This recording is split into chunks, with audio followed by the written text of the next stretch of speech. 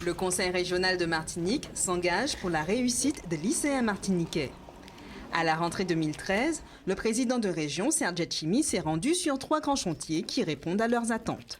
Première étape, le lycée Saint-James de Saint-Pierre, qui devient un pôle de formation dans les domaines du numérique et des arts appliqués.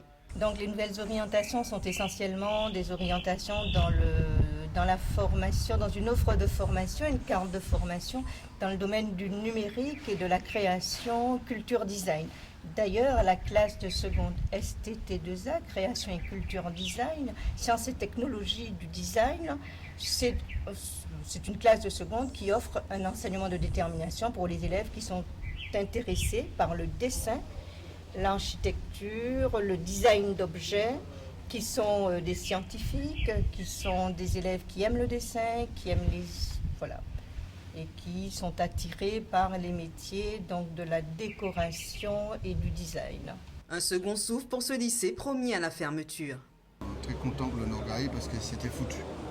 Et la décision qui a été prise, l'orientation de la décision qui a été prise par l'un et toi, c'est la fermeture de Saint-James.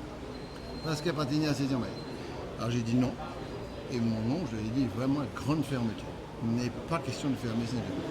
Bien sûr, c'est bien de dire non, mais il faut faire des propositions. Donc nous, la région a fait la proposition de faire un lycée du design, du numérique, de l'informatique, du dessin, de l'art. Et ça a été accepté. Le recteur de l'époque a travaillé dans un groupe de travail avec nous. Et nous avons ensemble réalisé une très belle opération.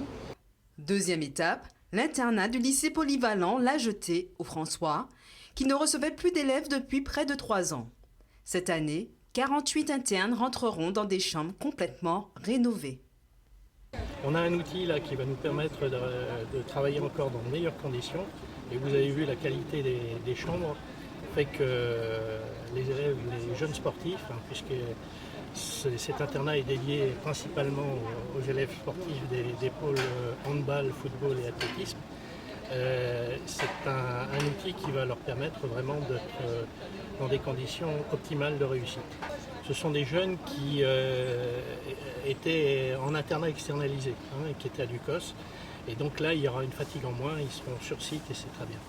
Enfin, troisième étape, le lycée Schelcher de transit à l'ex-hôpital Victor Frouch pour un point d'étape avec des techniciens.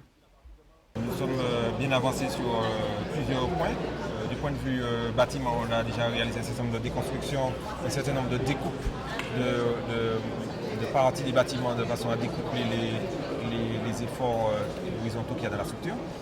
Et des aménagements de voiries périphériques qui permettent d'avoir les accès et le nombre de places de parking qu'il faut. Donc ces parties-là sont bien avancées. Nous sommes en train de démarrer les travaux de fondation spéciale qui vont permettre au bâtiment de résister au renversement.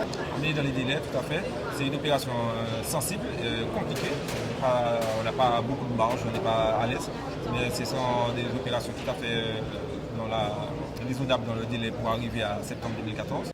Depuis 2010, le Conseil régional de Martinique a été particulièrement actif, notamment en matière de sécurité, puisque 12 lycées sont maintenant aux normes.